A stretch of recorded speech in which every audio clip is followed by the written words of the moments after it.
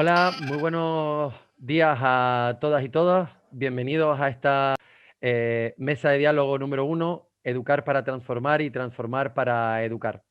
Durante la próxima hora, y siendo bastante escrupulosos con el tiempo, vamos a generar un espacio de diálogo donde queremos un poco intercambiar algunas reflexiones en cuanto a este mensaje que nos lanzan desde el Congreso, ¿no? Esta idea fuerza de educar para transformar y transformar para educar. Como apertura de este espacio de diálogo, recordar dos cosillas, dos acuerdos básicos de trabajo de la sesión en cuanto a la actividad. Estamos retransmitiendo en streaming a través del canal de YouTube del Congreso, por lo cual, en primer lugar, agradecer a todas las personas que nos acompañan e invitarlas a darse de alta y a activar el chat dentro de la página de YouTube para poder interactuar en este espacio de diálogo, ¿no?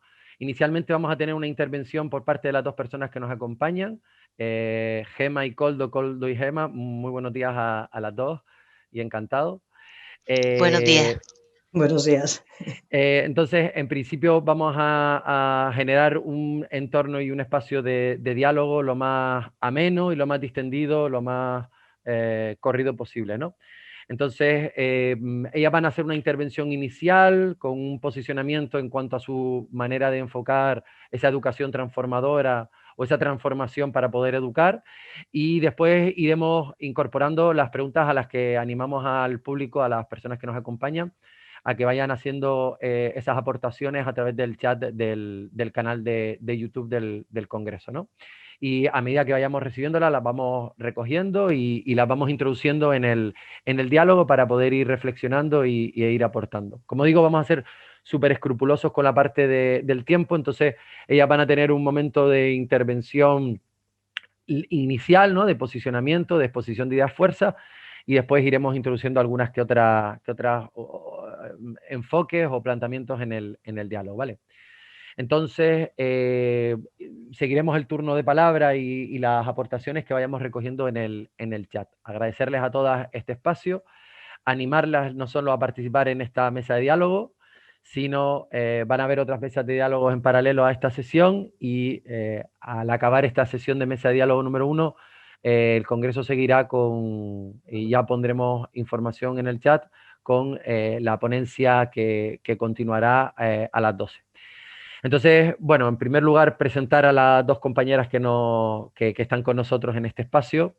Gema Celorio Díaz es investigadora sobre temas educativos y estudios sobre el sector de cooperación, cooperación internacional y educación para la transformación social. Y este va a ser su enfoque o su planteamiento dentro de esta mesa de diálogo. Ella trabaja para EGOA, el Instituto de Estudios sobre Desarrollo y Cooperación Internacional de la UPV y de la EHU. Vale.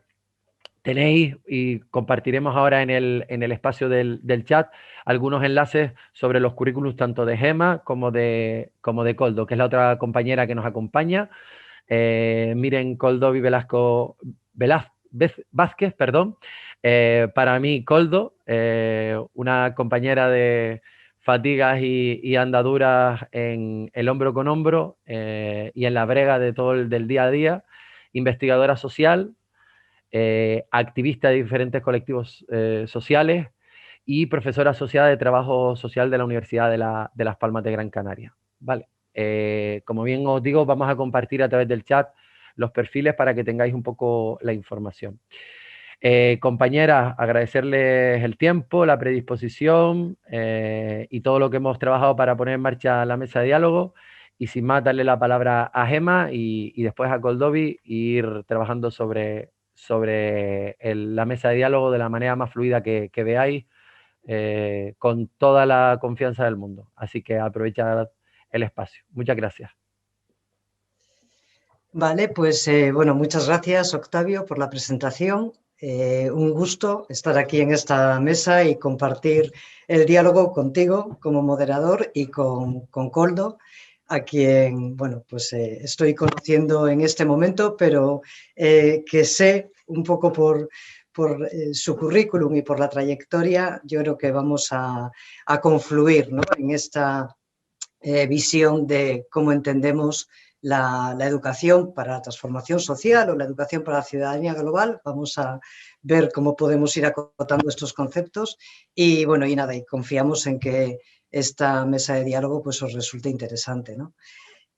Bueno, agradecer por supuesto a la organización del Congreso, la invitación para poder participar y bueno, y a todas las personas que estáis detrás de la pantalla, sintiendo que efectivamente este encuentro no pueda ser presencial, pero bueno, nos comunicaremos de la mejor manera posible. Bien, yo quería empezar haciendo alusión al propio título bajo el que se convoca esta mesa, ¿no? Educar para transformar y transformar para educar, que me parece muy acertado, ¿no? Porque una cuestión que vamos a compartir aquí es la idea de que, como decía Freire, la educación es un acto político, es un quehacer político, ¿no?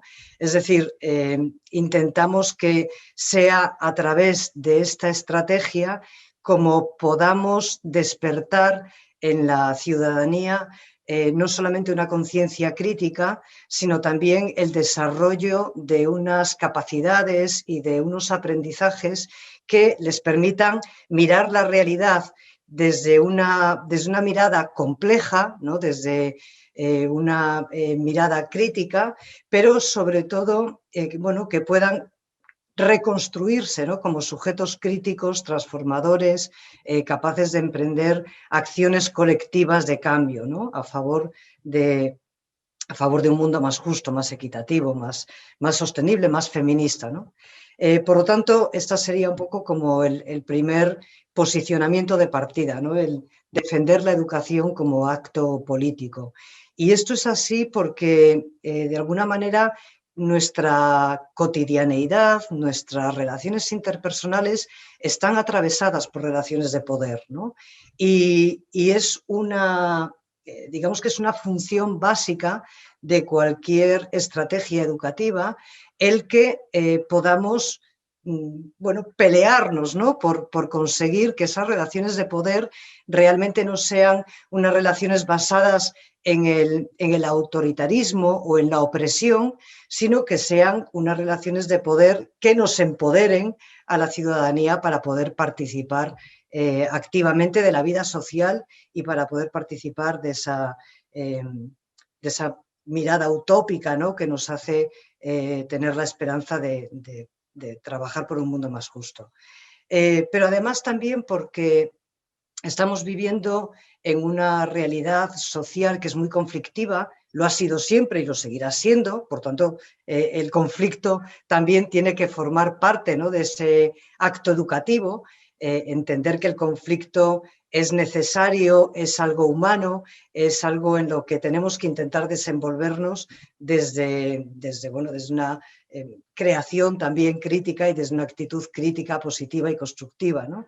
Pero sobre todo decía porque cualquier estrategia educativa, cualquier mirada educativa tiene que partir necesariamente de analizar la realidad que nos toca vivir, ¿no? Y yo creo que, bueno, no soy yo quizá la voz más autorizada, pero sí otras voces autorizadas vienen ya planteando desde hace tiempo que estamos ante una auténtica crisis civilizatoria, ¿no? Una crisis de civilización. Y estamos ante una crisis de civilización porque nos hemos dotado de un modelo de desarrollo que ha sido terriblemente lesivo. En primer lugar, para las personas, ¿no? Para las personas, para las comunidades, porque ha generado desigualdad, porque sigue profundizando en la pobreza, en la exclusión, etcétera, pero también lesivo para la naturaleza, para el planeta que nos alberga, y hoy en día ya nadie duda, ni siquiera aquellas voces tan escépticas, ¿no? Nadie duda de que estamos ante una profunda crisis ecológica, ¿no? Y que de alguna manera este modelo de desarrollo está agudizando el conflicto entre capital y vida, ¿no? Es decir, la educación tiene que intentar responder a una gran pregunta que es queremos educar para qué, ¿no? Queremos educar para seguir reproduciendo el capital, ¿no? que es un poco lo que el modelo hegemónico nos propone, o queremos luchar, pelear, construir y crear otros modelos en los que lo que se reproduzca realmente sea la vida, ¿no? Por lo tanto, hablar de un horizonte y un presente de construcción a favor de la sostenibilidad de la vida sería un poco el marco, ¿no? Hablamos de esta crítica profunda al modelo de desarrollo porque creemos que se ha sustentado sobre un entramado coordinado, ¿no? O sea, un entramado que ha funcionado muy bien y que se refuerza, y que sería un entramado en el cual el modelo de producción y consumo hegemónico es el modelo capitalista, ¿no? Un capitalismo que viene construyéndose, por supuesto, no en los últimos tiempos, ¿no? Sino que tiene una larga tradición histórica de construcción, pero que es un capitalismo que ha sabido adaptarse a los tiempos y que ha sabido bueno, pues extenderse a lo largo del planeta y a los rincones más extremos del planeta, ¿no? Un modelo que es capitalista, que es extractivista y que, por lo tanto, genera unas condiciones muy precarias para llevar adelante vidas dignas, ¿no? Pero decimos que en esta estructura hay otros elementos también sociales y culturales muy profundos que se refuerzan entre sí. Nos estamos refiriendo al patriarcado, ¿no? Al heteropatriarcado, también como una propuesta de relación social entre seres humanos, entre mujeres y hombres, pero que está basado en la desigualdad, que está basado en la jerarquía, en la subordinación, en la opresión, ¿no? Y junto a esta estructura también patriarcal tenemos que afrontar también la cuestión de la colonialidad, ¿no? Y la colonialidad es importante porque ha sido también el mecanismo a través del cual esta concepción occidental de entender el desarrollo como crecimiento económico se ha extendido al conjunto del planeta y se ha impuesto sobre otros modelos de construcción social y sobre otros modelos, digamos, y otras propuestas de cómo desenvolver la vida, ¿no? Bien, en ese parámetro es donde queremos situar los desafíos educativos, ¿no? Y hablamos de educación para la transformación social para poner el énfasis en cómo esta educación tiene que intentar promover la construcción de sujetos críticos, ¿no? De sujetos políticos capaces de entender esta realidad y de situarse ante ella, ¿no? Y ahí es importante plantear algunos principios de acción, ¿no? Yo creo que vamos a poder ir desgranándolos en el diálogo con Koldo, pero bueno, entre otros, ¿no? Estaría esta idea de desnaturalizar el capitalismo, ¿no? como mecanismo, digamos, de mirada cultural también y activa sobre el mundo. Estaríamos hablando de descolonizar el imaginario colectivo, y esto es pensar también desde otros parámetros, y es también reconocer la importancia del diálogo de saberes, ¿no? Que nos permita trabajar desde otros parámetros de interculturalidad crítica.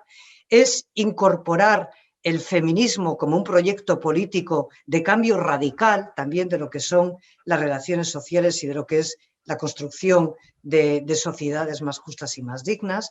Es intentar plantear y trabajar desde el presupuesto de las pedagogías críticas, ¿no? Y ahí, por ejemplo, el aprendizaje-servicio, pues bueno, sería una de las estrategias y una de las propuestas que podríamos englobar en este marco. Bueno, es hablar de la ética de la justicia social. En fin, yo voy a parar aquí esta primera intervención porque, como bien ha dicho Octavio, la idea es el diálogo, y yo creo que entre nosotras, con Octavio y con ustedes que están al otro lado, vamos a poder ir reconstruyendo esta mirada crítica. Muchas gracias, Gemma. Muchísimas gracias. Aprovechar que nos van saludando desde distintos espacios que comparten virtualidad con nosotros, pero confluencia en este punto, desde Sevilla, desde Cataluña, desde la UPA y la EHV, compañeros y compañeras tuyas, Gemma. Entonces, bueno, aprovechar y saludarlas a todas, a todos, y incentivar la participación a través del chat para ir recogiendo preguntas, dudas, planteamientos, reflexiones que compartir en este espacio de diálogo. Diálogo que continuamos con Koldo. Muy bien, muchísimas gracias, Octavio. Muchísimas gracias también, Gemma, por el aporte que has hecho, que confluimos perfectamente en situarnos en qué contexto de partida planteamos. Y lo que me gustaría dialogar y compartir con ustedes es, de la mano de lo que ha dicho Gemma, realmente de qué realidad de partida, ¿no? Algún otro elemento que puede servir también como elemento a tener en cuenta para transformar nuestra manera de educar.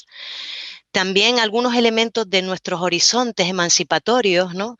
Elementos clave para saber hacia dónde también nos dirigimos y cuál es la propuesta de realidad que planteamos, y algunas claves para este viaje de tránsito entre esta realidad que vivimos y estos procesos utópicos en los que nos planteamos, ¿no?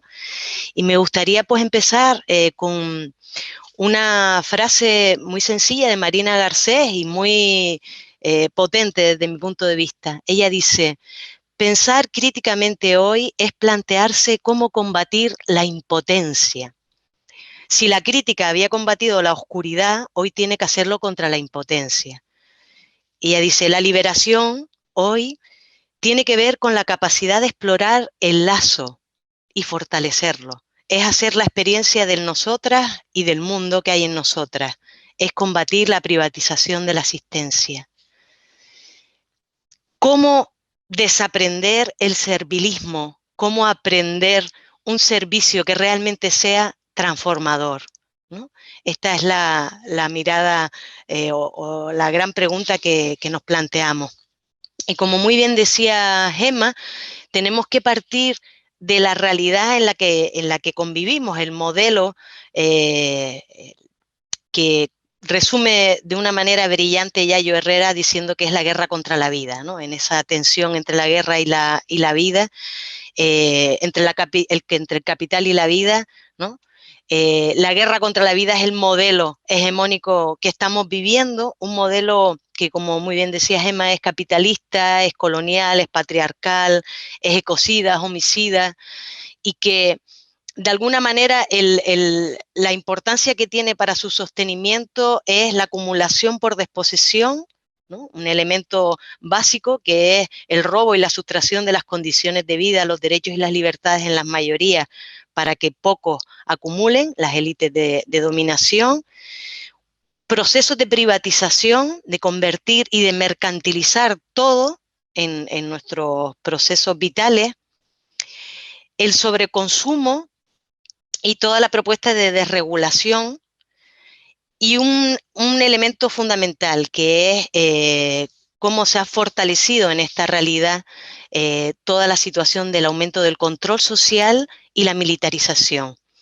Y en esa perspectiva, pues plantear que con 26 horas de gasto militar mundial se sacaría de la hambruna a 34 millones de personas, o que con el 10% de un año de gasto militar se podría favorecer la educación para todos y todas en un año, para todo el planeta. Es decir, hay elementos, o que en el Estado español se derrocha 88 millones de euros cada día en gasto militar y control social. Recordemos que 93 millones es lo que se ha aprobado para todo un año para el desarrollo del Plan Concertado de Servicios Sociales, un día y un poquito más y unas horas más de gasto militar y de control social. Por eso es tan importante situar que aquellos elementos, aquellos mecanismos, aquellas lógicas que están hoy fortaleciendo el que el sistema continúe destrozando la vida de la mayoría y de alguna manera permitiendo que haya esta situación de guerra en contra de la mayoría de la población, también se sostiene con un elemento importante, que es, como decía Walter Benjamin, que decía que el mayor dominio es el olvido, pues esta desmemoria, por una parte, y esta también desesperanza o desmoralización en la que nos quieren hacer vivir, ¿no? Desde esta realidad, desde este contexto que bueno, ya ha desarrollado perfectamente Gemma, digamos que el sujeto hegemónico que se prioriza es el BBVA, como dice nuestra amiga Maya Orozco, ¿no? Blanco, burgués, varón y adulto, que nosotras añadimos pues el UF, heterosexual, urbano, flaco y sin sufrimiento psicosocial y sin diversidad funcional. Eso hace que se genere o se privilegie un modelo de persona determinado y la mayoría de la población queda fuera de esa situación. Eso nos genera que ahí se producen unas situaciones de injusticia, desigualdad, colapso planetario, cambio climático, estado de excepción de derechos, etcétera, etcétera, ¿no? Y hay unas tendencias políticas del gobierno neoliberal en lo social que también influye muchísimo en la necesidad de tenerlo en cuenta a la hora de hacer procesos que realmente sean transformadores, ¿no? Un elemento muy importante es que cada vez hay menos Estado social y de derechos y más Estado penal y castigador. Cada vez el Estado responde más al bienestar de las corporaciones, especialmente de las grandes corporaciones y transnacionales, y menos al bienestar de las poblaciones, que es al que se debería de deber, ¿no? Al que debería de servir. Un Estado de cesión de derechos cada vez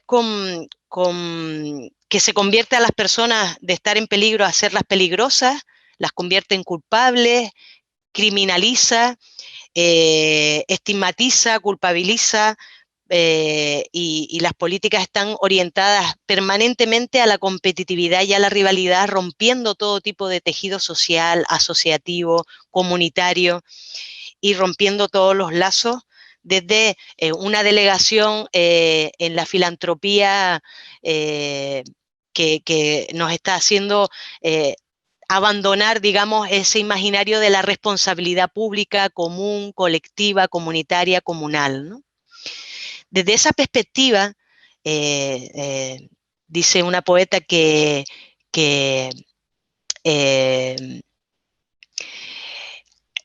lo de las alas, ¿cómo es? No vuela quien tiene alas, sino quien tiene cielo, ¿no? Y por eso es tan importante que en los procesos educativos, en los procesos de acción transformadora, de aprendizaje-servicio, tengamos un desarrollo de nuestra capacidad de generar procesos de sueño, de utopía, de hacia dónde queremos y anhelamos estar, ¿no? Y ahí algunas claves muy importantes y muy centrales es entender que los procesos emancipatorios que compartimos todas son el de la emancipación política, que tiene que ver con aquellos procesos que defienden nuevos procesos democráticos, que cada vez acerquen más la democracia, la participación directa, a los procesos de autogestión. Procesos también en los que haya, por supuesto, la mejora de las condiciones de vida para todas las personas, los derechos y las libertades. En este horizonte emancipatorio todas estamos de acuerdo y tenemos que desarrollar acciones para que eso sea cierto, para que caminemos hacia esos horizontes, ¿no? Pero también hay mucha gente que estamos planteando la importancia de dar un salto, no solo de cambio social, que sería dentro de este orden, ¿no?, sino de transformación social, buscar modelos diferentes al capitalismo, diferentes al patriarcado, por tanto feministas, ecologistas, antimilitaristas, no violentos, etcétera, etcétera, ¿no? En esos procesos hacia donde caminamos, es importante que tengamos siempre la combinación, y también en la educación y en nuestra acción, de protestar y proponer. Protestar para hacer un corte o agrietar esas opresiones, un dique a esa barbarie, a esas violencias, para poder de alguna manera promover también propuestas, espacios donde se construyan esas alternativas, ¿no? Donde haya un crecimiento de la soberanía en todos los sentidos, empezando por la alimentaria, que es la central para el sostenimiento de la vida. Todo esto es esto que repetimos desde los feminismos, que es la vida y el bien común al centro, y plantear que no queremos un trozo de tarta, sino queremos un cambio de receta, queremos una propuesta diferente en la que vayamos construyendo realmente unas nuevas lógicas, como bien decía Gemma, desmercantilizadoras y desmercantilizantes, despatriarcalizadas, decolonizantes, desmilitarizadas, donde lo comunitario, lo colectivo, pues hacia adentro y hacia afuera, vaya enriqueciendo estas perspectivas en nuestra acción y en nuestra educación, de perspectiva de derechos, perspectiva feminista, perspectiva de los cuidados, antirracista, ecológica y anticolonial, ¿no? Buscando procesos realmente de participación que sean emancipatorios, y no procesos de participación en los que conservemos la realidad tal y como está y pongamos parches, ¿no? Y procesos emancipatorios que sobre todo profundicen en la construcción de ser todas agentes de nuestra vida, agentes de transformación, agentes de nuestras trayectorias y biografías personales y colectivas, ¿no?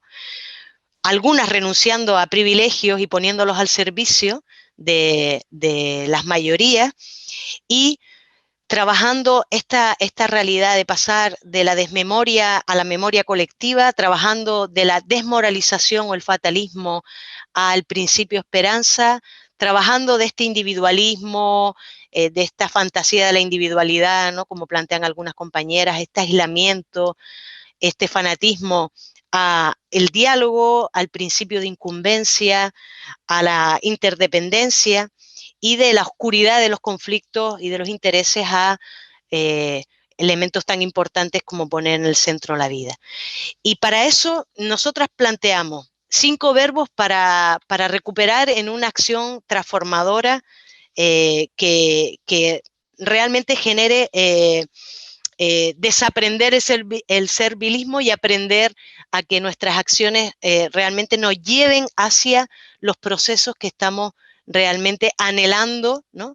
E intentando construir estos procesos utópicos. El primer verbo es cuestionar. Cuestionar nuestras miradas con nuestros sesgos androcéntricos, antropocéntricos, etnocéntricos, entre otros.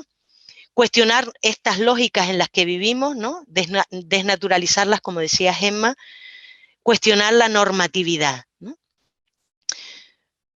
Otro elemento, otro gran verbo es profundizar, y es profundizar en análisis estructurales que combinen el callejero con los mapas, ¿no? Lo micro y lo macro. Profundizar en enfoques críticos y en la participación emancipatoria y los protagonismos, ¿no? Cómo plantear o profundizar en unas relaciones de poder que no sean opresivas y de dominación y de daño como son las violentas, sino procesos de poder colectivo, comunal y compartido. El tercer verbo, cuestionar, el primero. Segundo, profundizar. El tercero, fortalecer el apoyo mutuo y los contrapoderes, la toma de conciencia y los procesos de empoderamiento y la desinstitucionalización.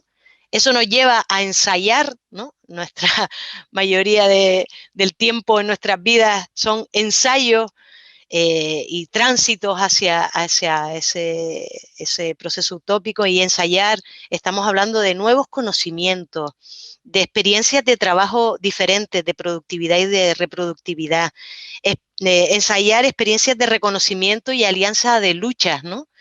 Experiencias de democracia, de comunicación y de nuevas comunidades, de nuevas relaciones. Eso nos lleva a experimentar nuevas formas de vivir, de cuidar, de ser comunidad, ¿no? Y para eso nos hace falta agentes de transformación, y la educación son esos procesos de cultivo de estos agentes de transformación, que facilitemos agencias, que trabajemos tejiendo vínculos, que hagamos desobediencia civil de aquellos elementos de la norma y de las tradiciones que son injustas, siendo por tanto agentes transgresoras, vigilantes de los derechos, facilitando subjetividades que no sean esclavas y que no sean subordinadas, sino que sean subversivas, que favorezcan la organización de las vecinas en equipo y haciendo memoria. Todo, como en la buena cocina, a fuego lento, combinando 3 fueguitos, ¿no? El fuego de lo personal, el fuego de lo comunitario y el fuego de lo sociopolítico, que tiene que estar cada vez más en combinación, sabiendo que todo este proceso de aprender la transformación y de desaprender el servilismo a este sistema, hay que hacerlo como dice Barillón, una mano sobre la belleza del mundo, una mano sobre el sufrimiento de las personas y ambos pies en el deber del momento presente. Muy bien, gracias Koldo por esta píldora. También agradecer a más de la treintena de personas que nos están acompañando y que ya van interactuando a través del chat, compañeros y compañeras de la Universidad de A Coruña, y en este caso desde Sevilla, Esteban de Manuel Jerez nos comparte que ellos han empezado este camino de educar para transformar y transformar para educar en el año 93, el siglo pasado. Hay cosas del siglo pasado que aún son buenas y que mantenemos y que persisten, creando una ONG universitaria de arquitectura y compromiso social, nos comenta, ¿no? Desde la periferia de la academia, ¿no? Y ver, pues bueno, lo comento, ¿no? Ahora para dar la palabra a Gemma, un poco por la idea esa de que, bueno, hasta qué punto y desde qué perspectiva, desde qué espacios de lo público, ¿no? de lo común, pues tienen que generarse estos pequeños ejemplos demostrativos de que cambiar es sencillo, pero transformar es difícil, ¿no? Entonces, ¿cómo vamos a hacer para transformar desde estamentos rígidos como puede ser esta Santa Casa, la universidad, lo que es todo el entramado, ¿no? Toda la estructura de lo que es la educación, como bien decía antes Gemma en su intervención, ¿no? De lo que es ciudadanía y de los conceptos y de los valores que van detrás de las palabras, ¿no? Y todo lo que te conlleva educación para el norte privilegiado en una burbuja de confort y desde dónde ese norte tiene que transformar, ¿no? Y cuáles son las pautas. Así que, Gemma, todo tuyo. Bueno, muchas gracias. Bueno, yo creo que Koldo ya nos ha dado muchas pistas, ¿no? Acerca de los cómo, ¿no? Teniendo siempre claro cuál es un poco los marcos de partida, ¿no? Y a nosotras nos parece que estos marcos de partida son importantes porque son los que inspiran de alguna manera el quehacer educativo, ¿no? Y el quehacer educativo que sea también como decía Freire, ¿no?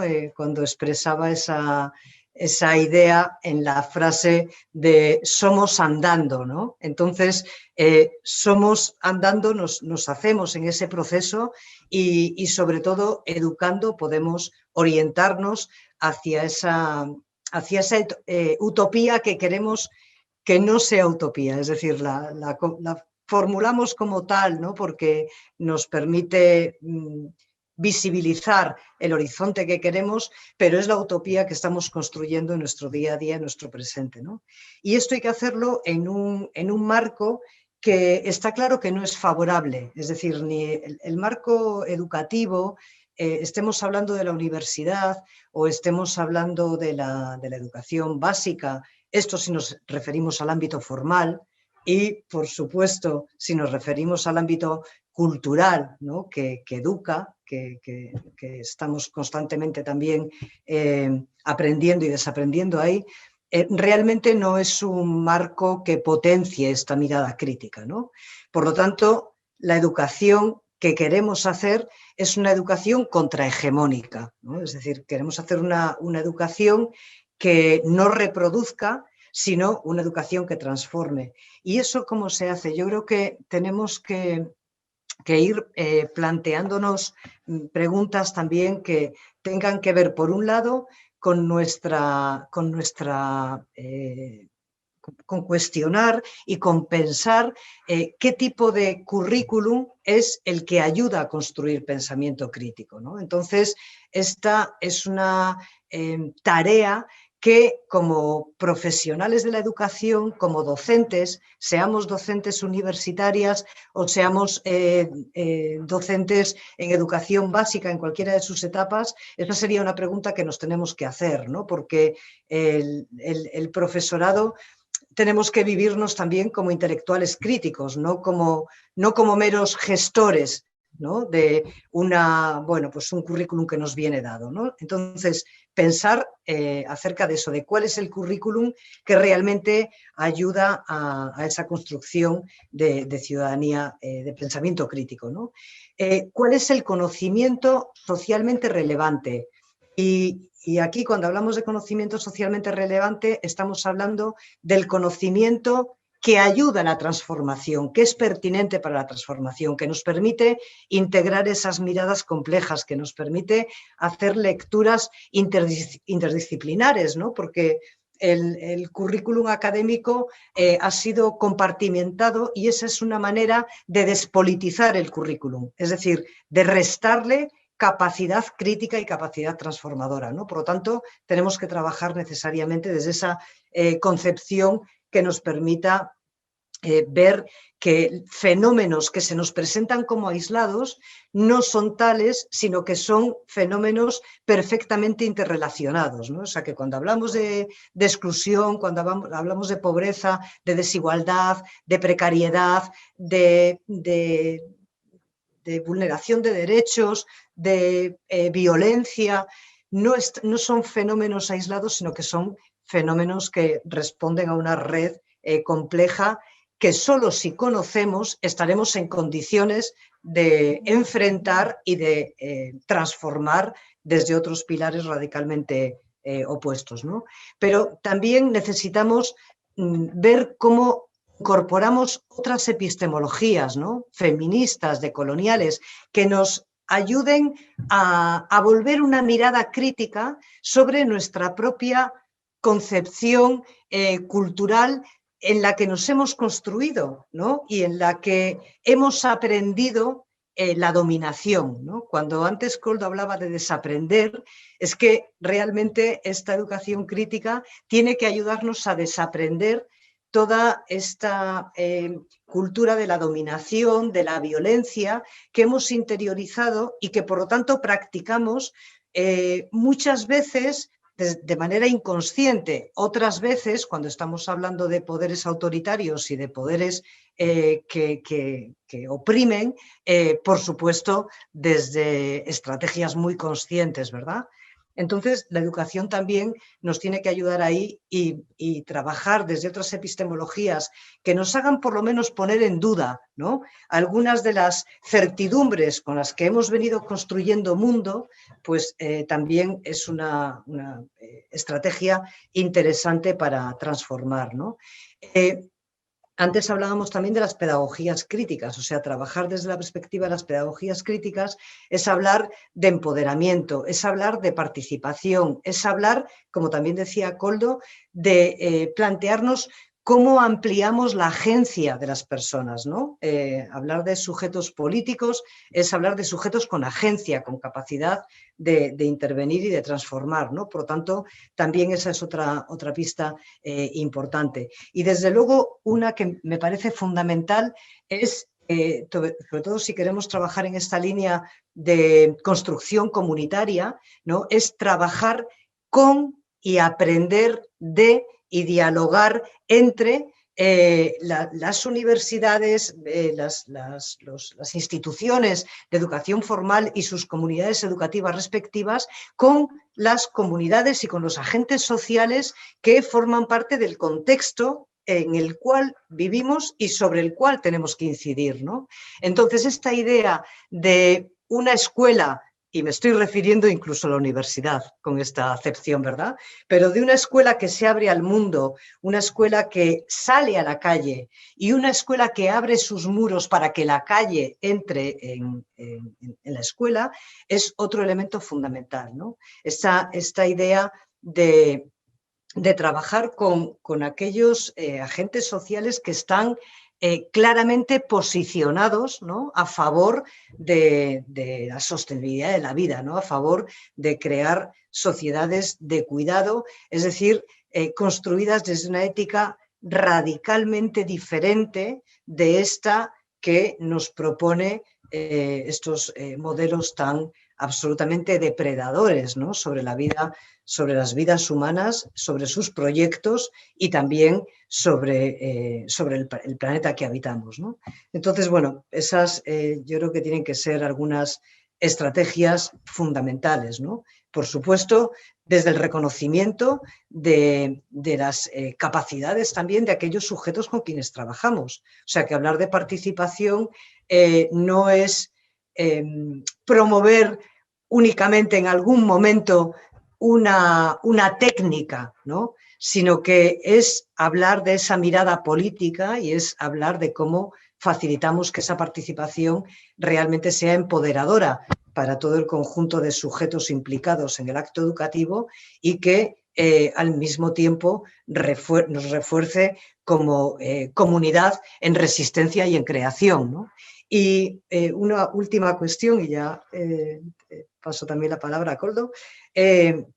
Una última cuestión importante también es fijarnos, ¿no?, y comunicar, ¿no?, recuperar esta idea también de la comunicación transformadora, ¿no?, de esta comunicación que nos permite entrar en diálogo y compartir las experiencias y los ensayos que ya se están cuajando, o sea, que ya son ensayos reales, resistentes, ¿no?, porque son bueno, pues, propuestas desde la soberanía alimentaria o porque son propuestas desde las comunidades que eligen, ¿no?, por mecanismos de participación política diferentes o por modelos de autogestión. O, bueno, es decir, hay muchas experiencias que nos tienen que inspirar y con las que tenemos que trabajar en colaboración para fortalecerlas y extenderlas, ¿no?, como un acto de resistencia y de creación alternativa.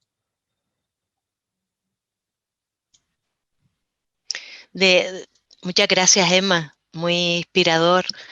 Y de la mano de lo que dices, ¿no?, a mí me está encantando últimamente este planteo de partir de lo que ya existe y acompañar y ser parte de ello para que vaya creciendo y para ponerlo también en relación, ¿no?, con lo que estamos haciendo en nuestra vida y con lo que vamos siendo, ¿no? Me gusta mucho esta frase que dice, pensar el cambio o la transformación social como una potencia que crece, una potencia compuesta de muchas potencias, potencias más rotundas o más tenues, a veces imperceptibles, que hay que aprender a sentir para impregnarse de ellas, para expandir e intensificar. Acompañar la potencia que crece es el paradigma del habitar, ¿no?, de Amador Fernández Sabater. Y me gusta esto que dice, que refuerza y que va muy de la mano de lo que dices, ¿no? Dice, lo que más necesitamos hoy no son vanguardias que empujan la transformación social hacia un fin determinado, sino retaguardias que van acompañando lo que ya se va haciendo, las prácticas realmente existentes, ¿no? Y desde esa perspectiva creo que es muy importante en la educación hacer un trabajo de escucha de cuáles son esas iniciativas que cumplen esta antilógica hegemónica y que plantea propuestas de de utopía que ya están siendo reales y que ya son vivencias, ¿no? Y participar de ellas, ¿no? No hacer como esos otros modelos de acción que es siempre estar creando porque no se reconoce, ¿no?, lo que ya existe, ¿no? Y que es un modelo muy colonial, ¿no? Y que está haciendo tanto daño. Otro tema es la importancia de esa imagen de la grieta, ¿no? Ver cada una en el espacio en el que estamos, que habitamos, cuál es la grieta que podemos hacer a los muros, a las opresiones, a las violencias, qué espacio de luz podemos generar, ¿no?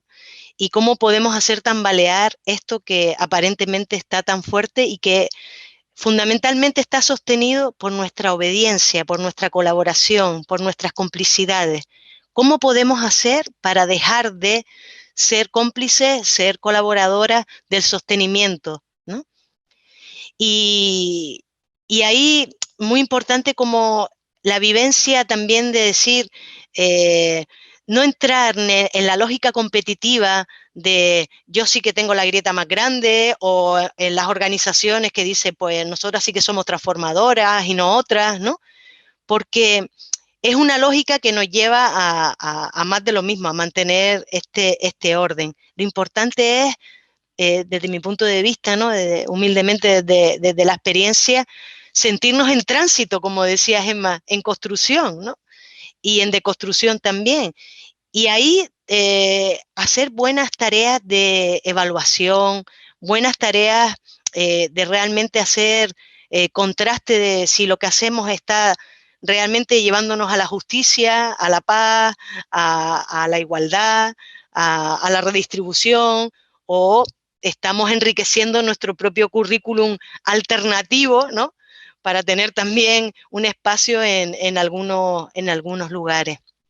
Y grietas, tránsito, habitar lo que ya existe y el trabajo en red, con alianzas, ¿no? Nos quieren desunidas, aisladas, compitiendo entre nosotras, incluso desde el ámbito de lo emancipatorio, desde lo alternativo, ¿no?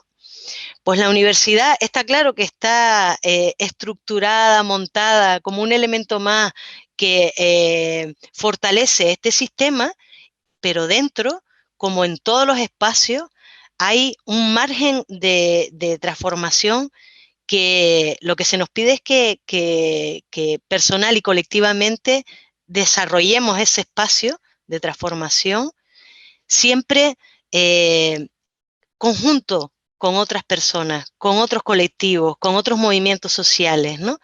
Porque los cambios no pueden venir, las transformaciones nunca han venido desde una única mirada, una única perspectiva, una única lógica, ¿no?, sino esto que dice, desde el diálogo, ¿no?, desde la construcción de puentes, de encuentros, de espacios de comunidad, ¿no? Yo por ahí, acompañando un poco las intervenciones de las compañeras en el chat de Universidad de Málaga, bueno, tenemos, como les digo, una treintena de acompañantes en esta mesa de diálogo, en este espacio de diálogo. Y Marta Gómez Gómez nos dice, en este camino de la transformación, efectivamente la educación debe ser un poco utópica. Debemos soñar, como decía Koldo.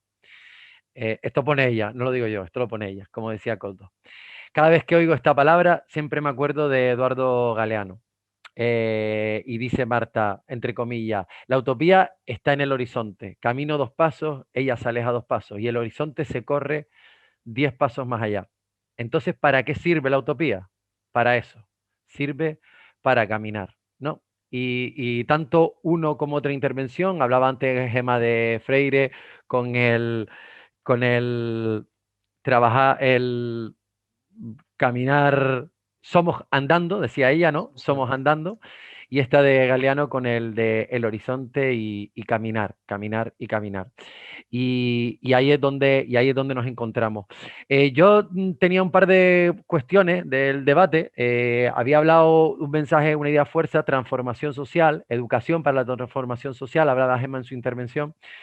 Y bueno, dentro de lo que en el argot de las organizaciones de desarrollo, de las ONG, tenemos un idioma propio, ¿no? Que es el honganés. Entonces, pues tenemos un idioma con una terminología que ni nosotras muchas veces nos entendemos a nosotras mismas, pero que nos encantan los palabras porque los palabras, y es verdad que la palabra define muy bien lo que queremos, nos posiciona, la comunicación, decía Gemma también, que es importantísima, esa comunicación transformadora, pero llegamos a un punto en que lo enrevesamos y lo complicamos tanto que al final no sabemos si lo que estamos haciendo es avanzar, simplificar, dotar de contenido una transformación profunda, real, o si lo que estamos haciendo es marketing y comunicación de prensa amarilla o de distorsión de mensaje, ¿no? Entonces, en ese punto, Gemma, te comento, terminología, su importancia, el tema de los nombres y los términos, educación para el desarrollo, educación para la ciudadanía global, educación para la transformación social, educación para la ciudadanía global y transformación social, educación para la justicia global, como último boom, el 4.0 de lo que ha sido todo ese proceso de siglas, términos y demás. ¿Cómo lo ves? ¿Qué luz nos puedes aportar a este túnel? Bueno, pues más que una luz parece como estas bolas de discoteca, ¿no? Así que proyectan un montón de fogonazos y que de repente ya casi te despistan y no sabes cómo ubicarte, ¿no? Si bailas con la de al lado o con la de enfrente. Bueno, sí, efectivamente hay un baile de términos y podríamos decir que, bueno, que es irrelevante, ¿no? Podríamos decir, pero no lo vamos a decir, porque detrás de cada concepto hay una idea, hay un matiz, hay una mirada, ¿no? Y por lo tanto, yo creo que sí que tienen su importancia. Efectivamente, Octavio, como comentabas, en el mundo de, sobre todo de las ONGs, aunque también en otros espacios, ¿no? Últimamente estamos hablando de educación para la ciudadanía global, ¿no? Y este ha sido un paso importante respecto de la tradición de la que veníamos, ¿no? Veníamos de hablar de la educación para el desarrollo y, lógicamente, en ese término estaba contenido el propio término de desarrollo, ¿no? Y claro, esta trayectoria ha implicado acciones educativas encaminadas, ¿no? A conseguir o a perseguir ese ideal de cómo hemos entendido el desarrollo desde nuestras propias también sociedades occidentales, desde la modernidad occidental, que ha sido un poco la constructora de este concepto, ¿no? Y llegado un momento empezamos a hablar de educación para la ciudadanía global porque nos damos cuenta, constatamos, de que tenemos que superar el enfoque norte-sur, ¿no? O sea, esta mirada dicotómica sobre el mundo, esta manera un tanto también despolitizadora, ¿no? De entender a los países empobrecidos, ¿no? Y de alguna manera de trabajar con un constructo en el cual las sociedades del norte tenían que ser quienes enseñaran, quienes orientaran y quienes dirigieran un poco o abrieran el camino a los países empobrecidos para el logro de este desarrollo, ¿no? En un momento ya concreto, como resultado un poco de toda la literatura y de toda la experiencia crítica también que acumulan los agentes sociales, decimos no, este enfoque norte-sur nos está constriñendo, realmente estamos viviendo en un mundo globalizado, ¿no? En un mundo en el cual las problemáticas son comunes, aunque las manifestaciones sean diferentes, y en el que, por lo tanto, tenemos que entablar una conexión profunda entre esas luchas y esas resistencias que están teniendo lugar en lo que hemos denominado países empobrecidos y en lo que hemos denominado países enriquecidos, sobre todo porque como resultado de la globalización los fenómenos de pobreza y exclusión son fenómenos globales, ¿no? Y además porque el conjunto de nuestras acciones y de nuestros actos tiene repercusiones en lo local y en lo global.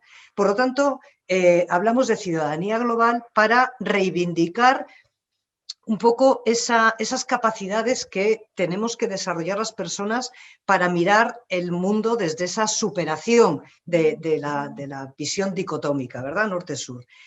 Hablamos también de ciudadanía global para defender y para me salía en banderar, pero no, creo que no existe ese término. Bueno, para tomar como bandera la idea de el derecho a tener derechos, ¿no? El derecho a que todas las personas, independientemente de sus condiciones, ¿no? Independientemente de sus identidades, de sus procedencias, de sus orientaciones, independientemente de todos, sean reconocidas como sujeto de derechos, ¿no? Entonces, con todo esto, con esta idea de superar el eje norte-sur, ¿no? el enfoque norte-sur, de trabajar con un enfoque local global, de incorporar la perspectiva de género, de incorporar la perspectiva de sostenibilidad, el enfoque de derechos, etcétera, se construye esa idea de ciudadanía global. Voy a intentar ser breve, que me enrollo mucho. Entonces, ¿qué ocurre? ¿Dónde está un poco quizá nuestra mirada crítica hacia ese posicionamiento, ¿no?, de educación para la ciudadanía global? Bueno, lo está desde dos elementos fundamentales. Uno, si estamos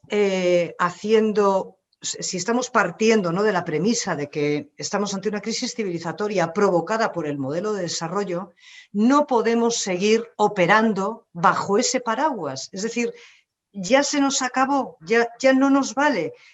Antes citabas a Marina Garcés, Koldo, y Marina Garcés también dice que este modelo capitalista en el que vivimos es un modelo que no ofrece ningún tipo de futuro.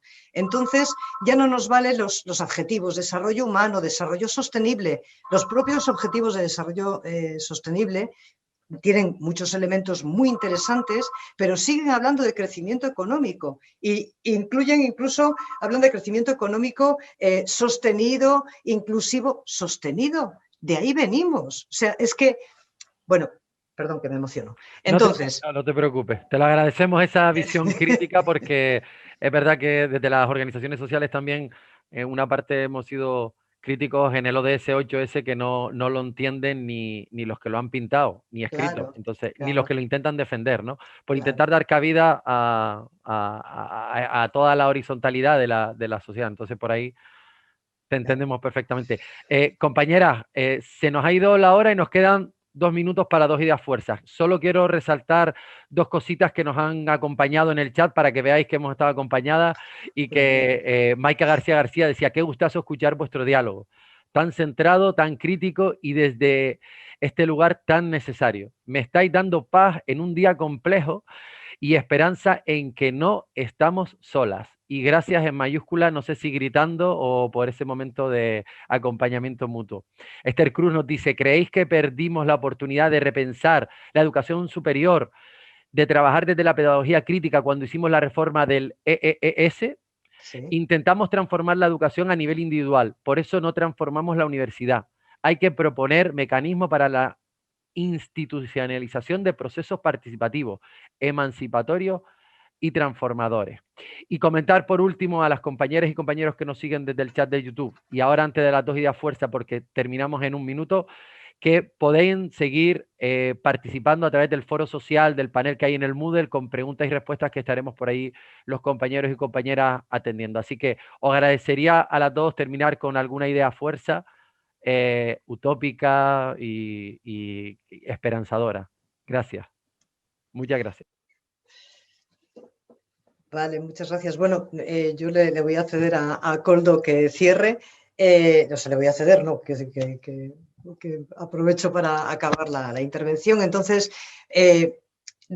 para mí, bueno, la idea de la educación para la transformación social o educación, yo vengo de EGOA, en EGOA hablamos mucho de educación emancipadora, ¿no? Y Koldo aludía también a ese concepto. Realmente creemos que este es el concepto potente, ¿no? El concepto que nos puede abrir esta idea de emancipación. Nos emancipamos del conjunto de opresiones que nos atraviesan, ¿no? Nos tenemos que emancipar de esa matriz de opresión. Los feminismos, ¿no?, nos han enseñado también a pensar desde esa categoría de interseccionalidad, ¿no?, para reclamar eso, que no es solamente una opresión la que vivimos por ser mujeres o por ser cualquier otra cosa, sino que nuestra propia identidad se construye muchas veces desde esas opresiones cruzadas, ¿no? Y de esto nos tenemos que emancipar para construir otra sociedad, otros modelos distintos. Tenemos que pensar diferente, tenemos que actuar diferente, tenemos que relacionarnos y establecer alianzas con quienes son diferentes también, con quienes tienen otra manera de hacer, de pensar y de construir. Y desde esa perspectiva de emancipación reivindicamos, ¿no?, esta educación que sea política y profundamente contrahegemónica. Muchas gracias, Gemma. Koldo. Muy bien, pues hay una palabra o dos palabras que lo resumen, ¿no? Esogamia urgente, mirar a otros lados desde otros lados, ¿no? Esto es un elemento que es fundamental y que lo ha ido diciendo Gemma a lo largo de este diálogo nutritivo.